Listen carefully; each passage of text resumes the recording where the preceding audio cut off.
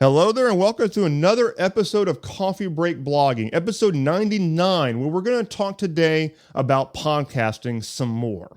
Now, in episode 96, we started this whole thing off with, should you start a podcast in the first place? We've got to ask that question because when you look at the stats out there for podcasting, there is definitely a major growth period happening in podcasting. It's really easy to just jump into it because you're all excited. But you've got to ask yourself the real honest question is, do you have the material inside of your head to really create a podcast? So that's what we talk about in episode 96. 97, we talk about how to start and launch your own podcast. And then in 98, I gave you 8 strategies to grow your podcast audience. So in this episode, we're going to monetize the podcast. Now, we're not at that point yet in our overall 7-stage process here of building our online business, but I got to cap off this little series on podcasting by how to turn it into a real promotional vehicle for your business. Because at the end of the day, that's probably why you did it.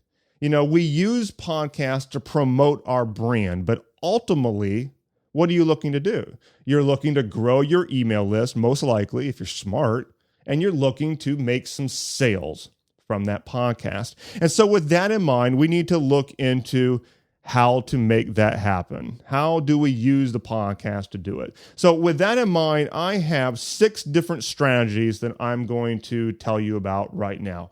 Strategy number 1, and this is kind of like the duh one, but we've got to mention it, and that is to always have a call to action on your podcast, most likely at the end of it.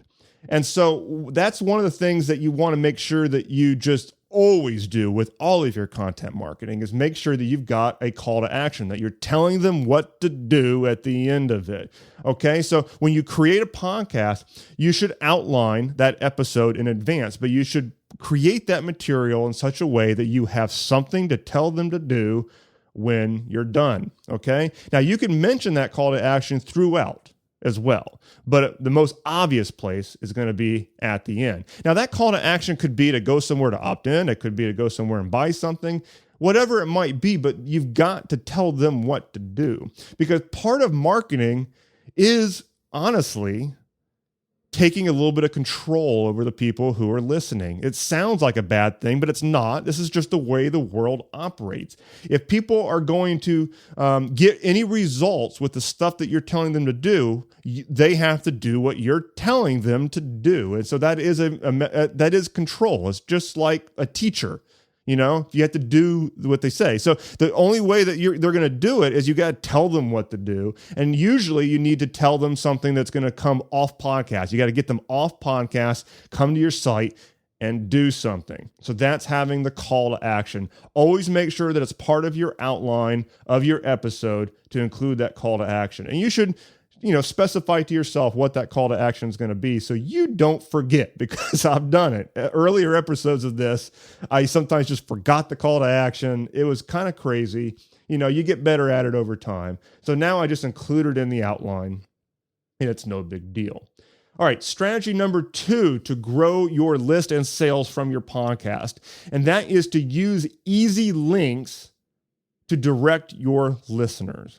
Now, here's the thing. We have to keep in mind that this is a audio-based format. We're not typically sitting at our keyboards when we listen. In fact, very often, we're not even at a computer. I think I saw a recent stat that I think it was from the 2014, but it was like 63% of all podcast downloads were from mobile devices. So most likely you're sitting in a car, or you're at the gym, or you're going for a walk, or you're riding a bike. You don't have a keyboard in front of you.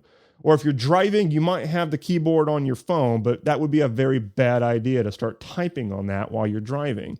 And so for that reason, you need to have ways of directing people to things that are easy. Okay, you can't give them a hyperlink. They don't have a mouse to go click on anything.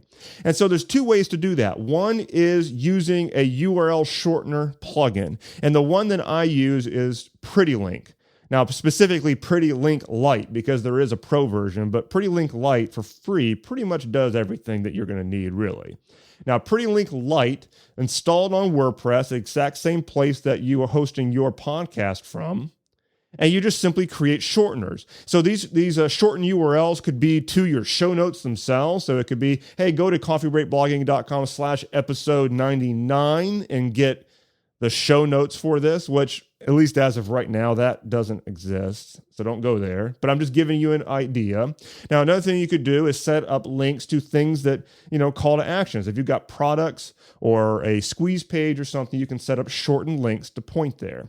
Now, a better way to do it, it's just not completely and totally free, is to actually buy a domain and forward it.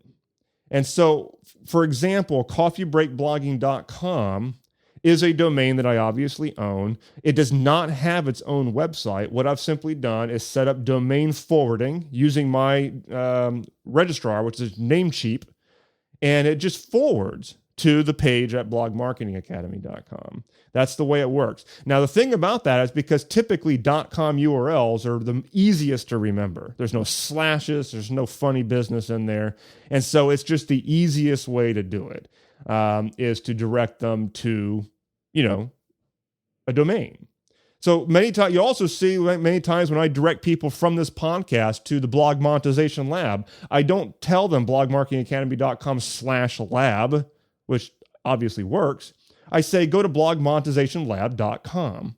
It's just easier to remember. I also do that with my webinar, blogmonetizationwebinar.com. Those are simply domains that I own that I forward to the right place. Okay? So that makes it easier to direct your listeners into your call to actions on a verbal basis by using these nice looking links. Okay? So that's strategy number 2, using nice, easy links to direct your listeners. Strategy number 3, you can provide an official podcast guide or a reference of some kind. Okay? And then what you do is, of course, you ask for their email address to get it. So, this comes back to what I was talking about in episode 98, where I was talking about having a unique selling proposition for your podcast. Well, one of the ways that you can do that is to have, you bring something to the table, and especially if you can provide that continuity between your episodes, it would make perfect sense to have an overall global guide or like an orientation to your show. The basic principles of your show, maybe the roadmap to the way it's working, and you could provide that for download. Now, the other thing you could provide as an additional benefit would be that you also can notify them of new episodes of the podcast as they come out, because they're going to be on your list at that point. And this grows your list, and you can, of course, build your sales from that as well. So having an official podcast, lead magnet would be the way to put that, okay?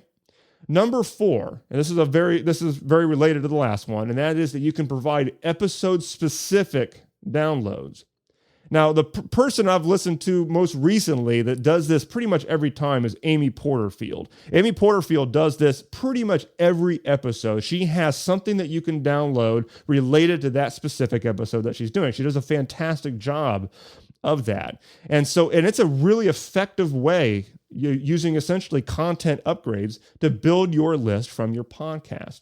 And so what you can do is set up, it takes a little additional time, but you can set up a bonus download for the episode that you're actually recording. And you can set that up on your show notes behind an opt-in. Okay? And that is probably going to be your most effective list building strategy from your blog. I'm sitting here at episode 99 right now. I can tell you, if I had 99 different lead magnets out there for this podcast, and every one of these things was pointing into that, this podcast would be generating leads to my list a hell of a lot more than it is right now. So it's a really, really powerful strategy, but it does take additional time. There's absolutely no doubt about it. Now, keep in mind, when you create lead magnets, they do not have to be big, long ebooks, big, long videos, or anything like that. It could be simply a checklist. It could, quite frankly, be as simple as giving them a transcript to the very episode they just listened to. A lot of times people like those things. I transcribe every episode of this thing. My VA does it, actually. I just don't put them behind an opt-in. They're just right there in the open. But that is one possible option, okay? Next strategy here, strategy number 5, would be to cross-promote your own products on your podcast. Now, obviously, this works best if you have products of your own or services to offer. So if you've got products, you could do a few things. You can notify your audience of new releases, new things that you're launching, any promotional campaigns you might be running at the time. You can mention them on your podcast. Another thing that you can do if you are not constantly releasing new things is to notify your audience of updates. If you go into some ebook or a course that you've already created and just update a couple of things, that's worthy of telling your audience. And that's basically an indirect form of promoting your product to them. People like to know that you're still doing active delivery. And so you can let your audience simply know about things that you're updating inside a membership site or what have you. Third thing you can do here is to promote products that you already have. This is good old cross promotion. Just because you created a course a year ago or more doesn't mean you can't promote it, on your blog or on your podcast. Most likely it's brand new to them. So don't get stuck in your own head and think because it's old to you that your audience already knows about it. Most likely they don't.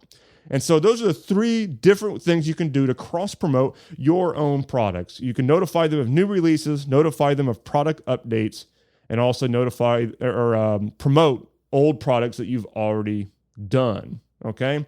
Now, I should have probably put a fourth one here on my list, and that is, yes, you probably could do this with affiliate products as well. Now, that would be something where you would definitely need to have a pretty link involved because most affiliate links are kind of nasty. It'd be a little bit of a different marketing vibe, but you could certainly do that to generate some revenue from your podcast. Okay. The last strategy I'm going to mention here, and this is important if you're a little bit more, especially if you're a little bit more advanced with your marketing, and that is to actually track your ROI from your podcast. Now, that one can run a lot of people ragged. They're like, how the hell do I do that? Because iTunes doesn't give you a lot of stats. It can be really confusing to do this. So here's exactly how I do this. I use a service called Improvely. It's just the word improve with ly on the end of it.com, Improvely. Now, this is basically a marketer-centric click tracker or a link tracker.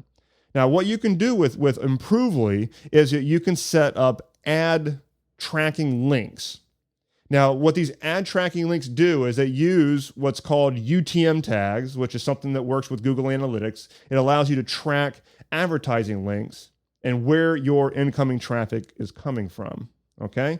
Now, I'm not going to dive too deep onto that. If you go to blogmarketingacademy.com right now, on the blog, there's actually just a few weeks ago, maybe a month ago by the time you listen to this, there is actually a blog post there about UTM tags. But if you're using Improvely, you don't really need to worry about that because it's all built in. And what it does is it tracks these links based on source. So what you can do is go back to our first strategy of using these easy links like PrettyLink or domain forwarding. Instead of running them directly to the blog, you can actually run them through an Improvely tracking link or some other such tracking link.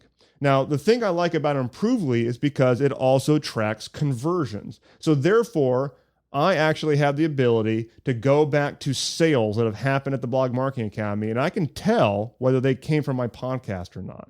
Because when I say the domain coffeebreakblogging.com, it runs through an Improvely tracking link, so I know that they came specifically from the podcast. If I mention one of my products on the podcast, it goes through an Improvely tracking link, and I know that they came from the podcast. So I can actually differentiate if somebody signs up for the Blog Monetization Lab, I can tell whether they came from the podcast or not. Now, that's an extremely important thing for your ability to track ROI on your podcast. And most likely, it's probably going to result in you being happy because I can tell you that my ROI for the podcast is pretty good. It's the level of engagement that I get with you guys on this podcast is significantly higher than what I get on the blog. It just is. Now, inside the Blog Monetization Lab, we've got sky-high engagement, but it would make sense because I'm in there all the time, and it is a group of people who are actively engaged all the time. I mean, that's kind of the idea. On the general blog, it goes up and down a little bit. But with the podcast, you guys are really engaged. I'm in your ear canal for however long, like 15 minutes now. You don't get that anywhere else. And for that reason, when you mention these things that they can go opt in for or go and potentially check out, when you give them that call to action, they're a lot more likely to do something about it because they know, like, and trust you more than if they were just reading things on your blog. And so if you track that using a service like Improvely, you'll actually be able to assign real numbers to what's happening. So once again, that's Improvely.com. It is a paid service, but again, if you're looking at this as an asset, it's worth it. It's kind of like your email list. You invest a little bit of money into that as a business asset. I think I'm paying Improvely right now. It's the lower end plan. I think it's like $29 a month, and it's definitely worth it. Okay. So those are the 6 strategies on how you can more effectively use your podcast to build your list and sales. And I should have probably added and track it as well. Okay. Now I want to end off with a couple of things. First of all, I want to remind you about one of my more recent action plans inside the Blog Monetization Lab, and that's called the Email Follow-Up Engine. And this is an action plan that guides you on how to set up automated email campaigns. But it's not just, hey, this is how an autoresponder works. It actually is going to give you some actual swipe files. It's going to show you the exact structure on how you take a multi-list setup like you would have with Aweber or MailChimp or something like that, and how you actually structure that thing so that you've got automated sales happening all in conjunction with stuff coming out from your blog on a routine basis. Okay. So it takes a lot of the mystery out of it because I know that autoresponders can be like a blank slate and it's really confusing on what to do with it. So that's the Email Follow-Up Engine action plan. I do mention this also because that is a really effective way to monetize your podcast, is that when you direct people to a call to action, they get onto a list or something like that, it's all about the follow-up. That's how you actually are going to get sales. Most people are not going to buy immediately. They're going to buy a little bit later. Okay, so if you don't have those email follow-up campaigns in place, it's easy to lose them. So if you need guidance on how to build that, it's the Email Follow-Up Engine Action Plan. It's only for members of the Blog Monetization Lab, and you can learn more about that at blogmonetizationlab.com. Lastly, I would like to invite you to review the show. And you could do that over at blogmarketingacademy.com/iTunes. Like I mentioned in the last episode all about podcasting, those iTunes reviews are pretty important, and they're important for me just like they're important for every other podcaster out there. So I would be highly appreciative, that's a tough word to say, if you would drop over to blogmarketingacademy.com/iTunes, pop on in there and post a honest review and star rating of the Coffee Break Blogging Podcast, especially if you've been listening for a little while and you find these podcasts to be valuable to you. Okay, so thanks so much for listening. I will see you on the next episode, which is going to be a little bit monumental because we are now looking at episode 100 of Coffee Break Blogging. That is pretty interesting, pretty cool. I actually, quite frankly, when I started, didn't know if I'd get there. But here we are. Okay, so I'll see you in episode 100 coming up in a few days.